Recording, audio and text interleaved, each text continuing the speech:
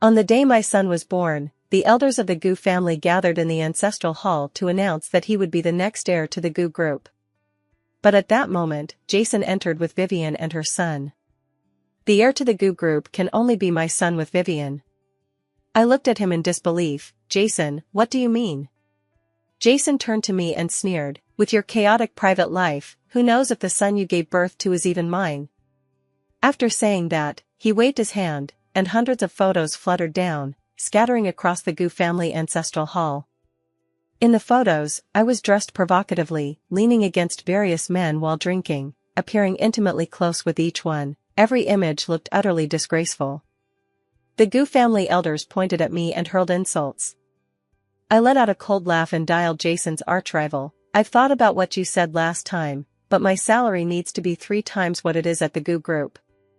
I calmly finished speaking, but Ethan on the other end sounded excited, his voice even changing pitch. Is this for real? You're not messing with me, are you? I lowered my head to look at the photos scattered on the ground and my son in swaddling clothes, a bitter smile tugging at my lips. Why would I mess with you? I'm serious. After hanging up, I immediately called my lawyer to draft a divorce agreement.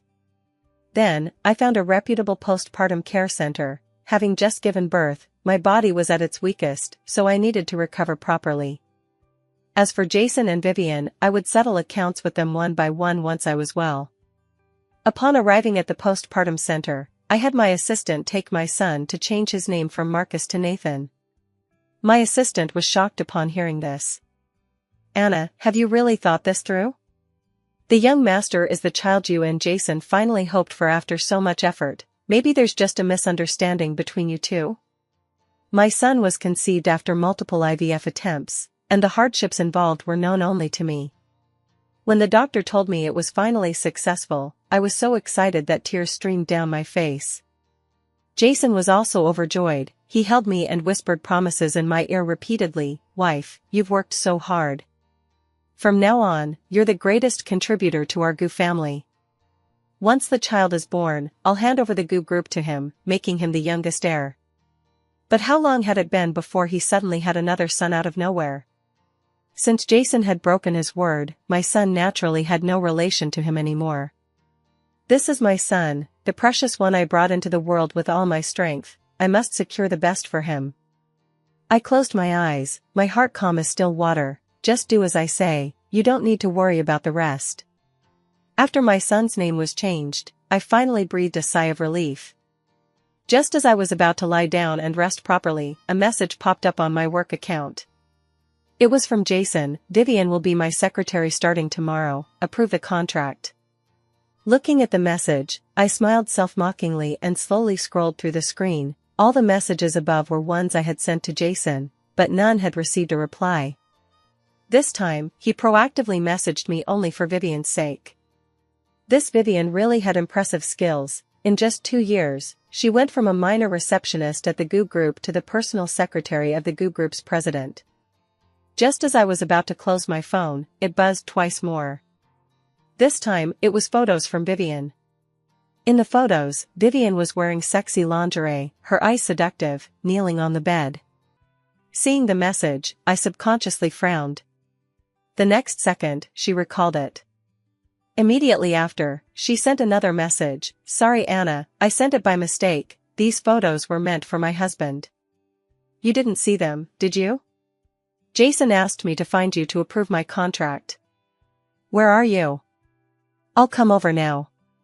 I replied to her, if there's anything, contact my assistant, I'm busy. Couldn't I see through her intentions?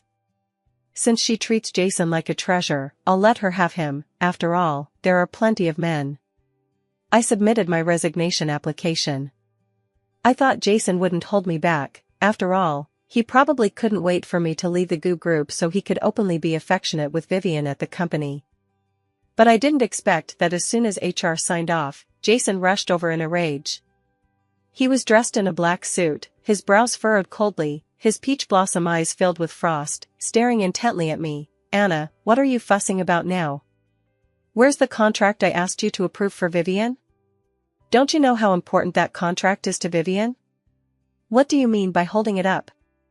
I lazily lifted my head to look at him. Jason, get this straight. I'm no longer an employee of the Goo Group. I have no obligation to work for you. Jason was stunned upon hearing this. He looked at me in disbelief. Anna, are you crazy? You're leaving the Goo Group? His brows knitted tightly, his tone carrying a hint of panic. No, I don't agree. It was only then that he glanced at me twice and belatedly realized I was in postpartum recovery. He took a deep breath, softening his tone. Anna, I'm sorry, I didn't mean to be harsh with you. You've just given birth, so it's normal for your emotions to be unstable. I shouldn't argue with you at this time. At this point, he took out a gift box from behind and placed it in front of me. I slowly turned around, my gaze falling on the box. Jason opened it, revealing an exquisite butterfly pendant inside. I let out a cold laugh and turned away. I had seen this pendant on Vivian's Facebook. 2 days ago, it was still around her dog's neck. This is the apology gift I prepared for you. I turned back, gazing straight at him, trying to find a trace of guilt or unease in his eyes, but there was none. Anna, listen to me, my child with Vivian was just an accident. The words I said in the Goo family ancestral hall that day were entirely to compensate Vivian. I couldn't let the child be born without a father. I hope you can understand me. Handing over the Goo Group to him was just because I pitied the mother and son, but rest assured, my heart and love are with you and our son. And those photos, don't overthink them, I absolutely trust you. If I hadn't done that, the Goo family elders would never have agreed to let How become the heir. Vivian is different from you, you're so capable that even without the Goo Group, you'll do well. But Vivian isn't. Without the Goo Group, she and her son as a widow and orphan wouldn't survive. After saying this, he cautiously glanced at me. I clenched my fists tightly, my nails almost digging into my palms. Every word from Jason was like an invisible knife, wildly slashing at my already shattered heart. For Vivian, he didn't hesitate to damage my reputation, publicly claiming our son wasn't his, all to make it easier to hand over the Goo Group to Vivian and her son later. He could go to such lengths for Vivian. If I didn't fulfill his wishes, it would seem like my fault. I tightened my fists and took a deep breath. I understand you. Jason seemed to sigh in relief, his gaze toward me carrying a bit more apology. Rest assured, I won't mistreat you and our son. The next day, Jason didn't go to the company. He said, the company isn't busy, I'll stay here with you and our son for these 2 days. This time, I didn't object. After all, he wouldn't be able to see his son anymore in the future. During this time, aside from handling the employment contract Ethan sent me, I spent the rest of the time resting properly. Jason was constantly amusing our son, preparing formula for him, changing diapers, as if he were truly a qualified father. Seeing this scene, I was momentarily dazed. Once upon a time, this was my life. But all of it was just an illusion. Vivian called Jason several times, but he hung up each time. He seemed to truly dedicate all his time to me and our son. Even he, who rarely cooked, specially made a pot of chicken soup for me to ease our relationship. The aroma of chicken soup wafting from the kitchen made me nauseous. I don't like chicken soup, and Jason had always known that. But after meeting Vivian, he forgot. When the chicken soup was served, Jason's phone rang again. He hesitated and glanced at me, but ultimately chose to answer the call. I don't know what was said on the other end, but I heard Jason say, "Don't worry, I'll come right over." After hanging up, Jason grabbed his coat without a word and headed out. At the door, he seemed to remember something, returned to the kitchen, and picked up the prepared thermos. Watching this series of familiar actions, I couldn't help but redden my eyes. Jason, oh Jason, your attempts to make up are always so clumsy and unnecessary. Watching him about to close the door, I couldn't hold back and said, "Our son has a bit of a fever, could you stay with?" Before I could finish, Jason coldly interrupted, "Vivian has something going on, I need to go help. If there's anything here, call the nanny." Watching his retreating figure, a sour feeling rose in my throat, and my eyes grew warm. Yes, when Vivian has an issue, he goes personally. When I do, he tells me to call the nanny. Can a nanny replace a child's father? Half an hour later, Vivian updated her Facebook, someone said that me being hungry is a big deal. Below the caption were several photos of Jason feeding her soup. He looked focused, she appeared happy, the two seemed so well matched. I stared at the photos for a long time until laughter came from the door, then I slowly placed my phone face down on the bed and looked toward the entrance. It was Vivian, arm in arm with Jason, entering. She was dressed elegantly, her long wavy hair cascading down her back, her face made up exquisitely. Seeing me look over, she pulled a smile and walked in. "Anna, I insisted Jason bring me to see the child, you don't mind, do you?" I stared at her for a long while before slowly saying, "The child is still young and can't be exposed to cosmetics." Perhaps not expecting this, she paused, then said, "Jason and I picked out 2 outfits for the child, we'll just look at him and leave, don't worry." Vivian pretentiously picked up the clothes and walked to my son. "Here, this is what Aunt Vivian specially bought for the little treasure. Children grow fast, so they need new clothes often, Aunt will buy them for you from now on, okay?" I frowned at the clothes in her hand. They looked like cheap street goods, with dull colors, threads everywhere, and no tags. Recalling the day I saw Vivian's son in the GU Ancestral Hall, he was wearing designer custom clothes, a set worth as much as an ordinary person's house. I let out a cold laugh looking at her, then snatched the clothes from her hand and threw them on the ground. "My son is precious, he can't wear cheap street goods. Take them away." Vivian's face stiffened, standing there awkwardly. Jason, unusually, lost his temper and roared at Vivian, "I told you to buy clothes, and you buy this?" Vivian was scolded to tears. "Jason, I didn't know what brand the little treasure wears." After saying that, she ran out sobbing. This time, Jason didn't chase after her but stayed. "Anna, it was my oversight." Seeing me silent, Jason didn't say more. He turned and instructed his assistant to deliver dozens of sets of luxury brand clothes and toys. "These are all for our son, see if anything's missing and tell me." I smiled and agreed to each one, considering it as compensation as a father to his son. "Jason, stay here today and accompany our son." Tomorrow was our son's 1-month milestone, and also the day I would leave Jincheng. This month, although Jason came often, he was always called away by Vivian. The time he spent with our son was countable on one hand. Upon hearing this, Jason looked somewhat guilty. He reached out to touch my head, but I dodged sideways. He awkwardly withdrew his hand and sat by the crib, watching our son. But in the middle of the night, Jason still left. When I woke up, he was already gone from my side, with only our son lying beside me, sleeping soundly. No need to guess, he was probably with Vivian now. I reached out to touch my son's cheek, my heart filled with apology. "Baby, I'm sorry, Mom can't give you a complete family." Our son seemed to sense my emotions, humming and rubbing against my palm. Jason didn't return all night. This time, without any hesitation, I packed up, had my assistant book the earliest flight, and left the items to be handed over at the front desk for Jason when he arrived. Watching the scenery outside the window gradually shrink, I closed my eyes. Goodbye, Jason. Goodbye to this unbearable past of mine. When Jason returned to the postpartum center after soothing Vivian's emotions, he didn't see me or our son. He searched several times but found no trace of us. He panicked immediately and rushed to the front desk to inquire about my whereabouts. The staff smiled politely and handed him a document. "Mr. Jason, are you looking for Miss Anna?" "Miss Anna has already left. This is what she asked me to give you." Jason took the document puzzled. Upon seeing the words "divorce agreement" on the cover, he froze in place. "Miss Anna said to sign this divorce agreement as soon as possible, and also..." The front desk glanced at him, hesitated, but continued. "Miss Anna asked me to tell you that the position of Mrs. Jason is now vacant. She wishes you and Miss Vivian 100 years of harmony and to have children soon." Upon hearing this, Jason's face instantly turned pale, his lips even trembling slightly. Anna, come out quickly."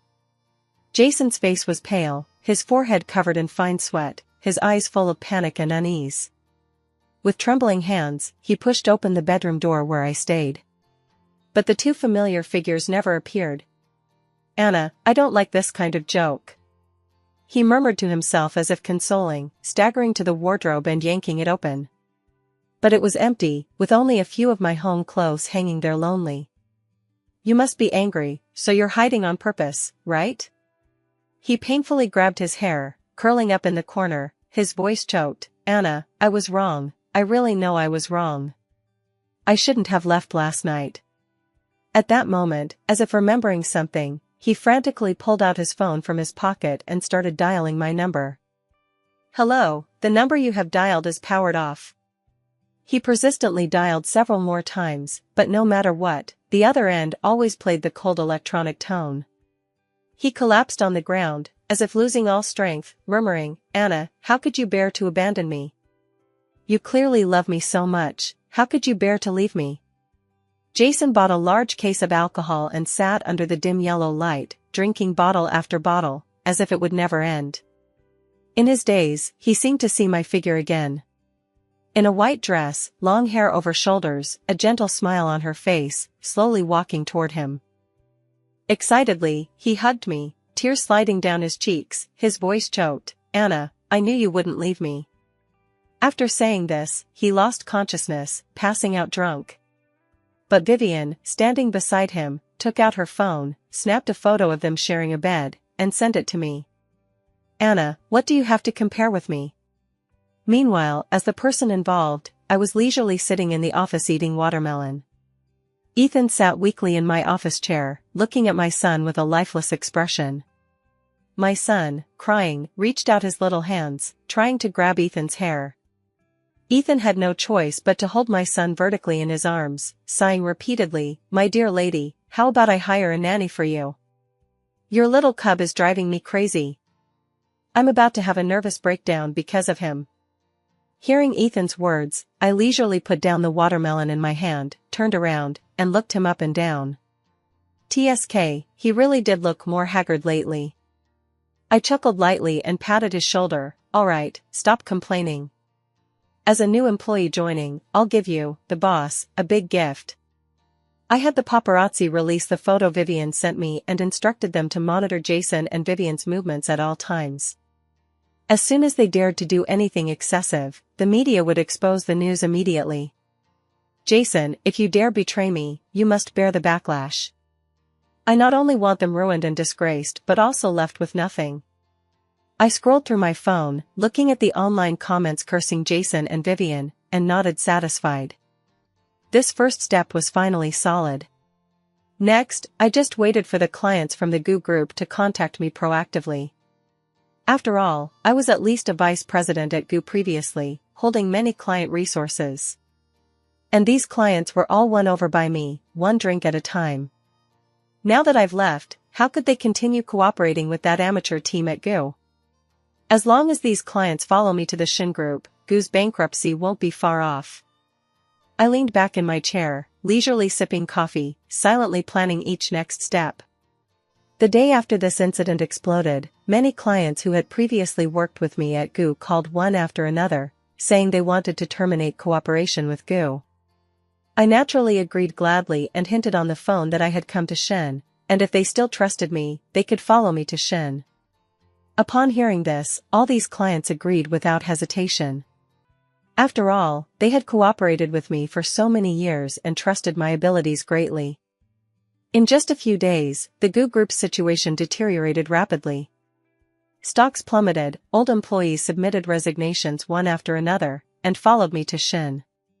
Jason's company fell into an unprecedented crisis. He rushed around trying to salvage the situation, but nothing helped.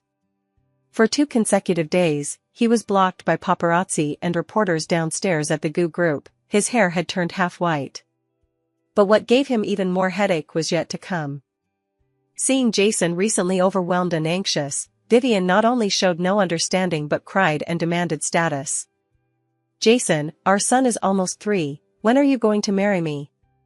Do you want me and our son to be drowned in these people's spit? Jason, tormented by her, couldn't help roaring, Mary, Mary, Mary, with what? Can't you see what the company has become?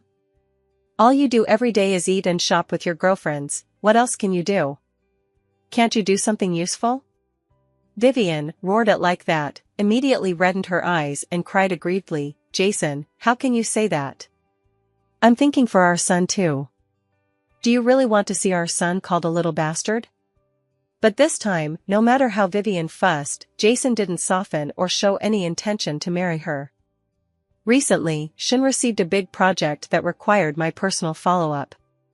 I was busy all day, sometimes working overtime until late at night. Ethan wasn't idle either. He handled company affairs for me while also taking care of my son. Surprisingly, Ethan was really good at childcare. He always made my son laugh heartily, making me, as the mother, feel inferior. I couldn't help teasing, "Ethan is so skilled at childcare. Don't tell me you have a child?" Upon hearing this, Ethan's body stiffened suddenly, and the smile on his face disappeared. He quickly put down my son, explaining nervously, "How is that possible? I haven't even been in a relationship. Where would a child come from?" However, I didn't dwell on this issue too much. After all, the most important thing right now was to bring down the Goo group. Didn't Jason want to give the Goo group to Vivian and her son? I'd like to see if they'd still want it once Goo became an empty shell. During this period, Shin was unstoppable. Many companies that originally cooperated with Goo switched to Shin. If Goo and Shin were once equal rivals, now Shin had the upper hand over Goo. Jason tried every means to inquire who the new vice president at Shin was. But Ethan protected me and my son well, so Jason found out nothing. During this time, he imitated whatever Shin did, copying moves, which recovered some reputation. But their funds were heavily depleted. Although they regained some image recently, it was all show with no substance. To crush them, the final straw was needed. So I had Ethan deliberately release the news that we were bidding for the land in the west of the city. As expected, once Jason learned of it, he took action. On the day of the auction, I went with Ethan. Sitting in the auction room, seeing Jason's confident look, I just wanted to laugh. The auction started, and prices soared. I capped the price at 300 million. But Jason, like a madman, kept raising, 310 million. 320 million. 350 million.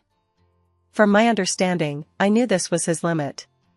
He couldn't afford more. I calmly said, 500 million. 500 million far exceeded the land's value. But I didn't care, because what I wanted was to leave Jason with no way out. To wage this price war with me, Jason had sold many assets and was now short on cash. I had Ethan step forward to buy Jason's shares in the Goo group. For this land, Jason gritted his teeth and agreed. But he didn't know this was a pit I deliberately dug for him. Because that land in the west was originally mine. I bought it for 50 million back then, precisely to deal with Jason. This land had no value. Ethan's eyes flickered as he looked at me, shrinking his neck. "I see now. Don't provoke anyone but Anna." I smiled but said nothing. Without me, could Jason have gotten to where he is today? He really thinks he has immense abilities. It was just me paving the way for him, making his path smoother. Since he dared betray me, he must be prepared to pay the price. After Jason got the land, he eagerly started development. After all, having spent so much money, if he couldn't develop it, he'd lose big.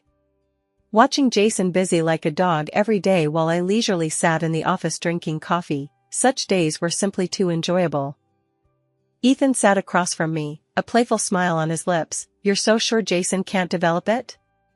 I put down my coffee cup and looked up at Ethan. "That land is all rocks underneath, even the best engineers couldn't develop it." Jason thought that as long as he got that land, he'd make a sure profit, but he didn't expect that I had already set up a trap, waiting for him to fall in. When I bought this land initially, I had it surveyed. It's all rocks below. To develop it, unless you're the foolish old man himself, no one else can. Ethan looked at me, a flash of admiration in his eyes. "No wonder you're the partner I fancy." I saw Jason again a week later. Ethan publicly announced I was Shin's vice president and specially held a banquet for me. Just as I came out of the dressing room, I heard conversation from the nearby lounge. One of them was Jason. He was in a black suit, his hair seemingly styled, but still somewhat messy. At that moment, he stood before Ethan, head slightly bowed, in a humble posture. "Please, Ethan, help our group through this crisis." Ethan toyed with his wine glass and chuckled, "That depends on whether our vice president is willing to help you. After all, I'm just a hands-off boss now, only helping her with childcare." Jason paused, subconsciously turning to look at the door.